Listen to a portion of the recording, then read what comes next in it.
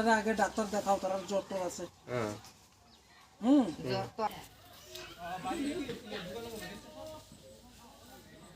এদিকে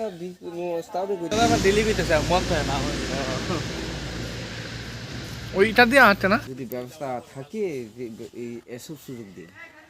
এখন আমার মেয়ে ছিল রুমি কলয়, উনি বিকলাঙ্গ ছিল, এখন হাঁটতেই পারে না, খুবই আমরা সমস্যা ছিল। কিন্তু অনেক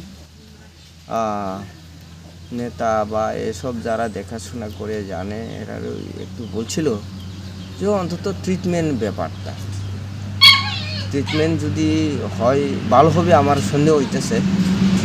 কিন্তু আমরা আর্থিক অভাবে আমরা তো ট্রিটমেন্টের ব্যবস্থা কোনো করতে পারতেছে না।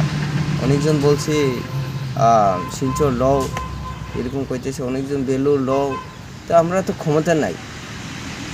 যার ফলে এখন সরকারিভাবে আমরা যদি আমার মেয়ের ব্যাপারে ট্রিটমেন্টের ব্যাপারে যদি সাহায্য পাই, অন্তত আমি উপকৃত হব বলে আমি মনে করি।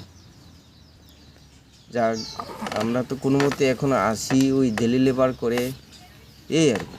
কি নাম আপনার? আমার নাম হলো হরিরাই কলয়, আমার স্ত্রীর নাম হলো কাসমতি কলয়। আপনার এটা কোন এডিসি ভিলেজ? আমরা এটা হলো মানিক ডিপ্লোমা এডিসি ভিলেজ, আগে ছিল সাউথ গোকুলনগর দুইটা বেশি হয়ে গেছে। আমরা হলো এখন এই মানিক ডিপ্লোমা বিসি, ওয়ার্ড নাম্বার হচ্ছে আমরা 1। কি করেন আপনি? আমি তো দিল্লি লেবার করি। সরকারি ভাবে কোনো সাহায্য সহায়তা না, সরকারি আমরা আজ পর্যন্ত বলতে গেলে সুপ্রিম আমার থেকে আমার শ্বশুর শাশুড়ির কথাই বলতে লাগে, আগের কথাই। আগে আমার সম্বন্ধী সবাই জানতেন, যারা পুরানা, আমার সম্বন্ধী ছিল একজন সিপিএমের মানে ভালো নেতা। এরপরও পাইছেন না? হ্যাঁ, মানে ওই সরুমণি কলয়। এরপরও পাইছেন না আপনার সাহায্য? না, সাহায্য বলতে তো আমরা কিচ্ছু পাইনি। এরপরে দেখি এখানের এলাকার সিপিএম নেতারা আমার শ্বশুরকে অনেক চড়া দামে ওই সাদা তাদা নিত। আমি আয়া যখন দেখছি আর কি, কিন্তু আমার শ্বশুরকে আমি আয়া দেখি কিচ্ছু পাইনি। একটু খুঁজছিল কিন্তু না, কোনোটা পাইনি, একটা ফলের চারা পর্যন্ত আমরা পাইনি। আচ্ছা, এখন হ্যাঁ, না এখনো পর্যন্ত আমরা অবধি কোনো পাইনি। আপনি এডিসি প্রশাসনের সাথে যোগাযোগ করেছেন কিনা?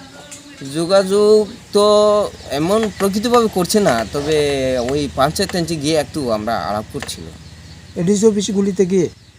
না, ওই আমরা পঞ্চায়েত আর কি। হ্যাঁ, এরা বলছে এসব ব্যাপারে তো মানে নাই, এরকম বলছে।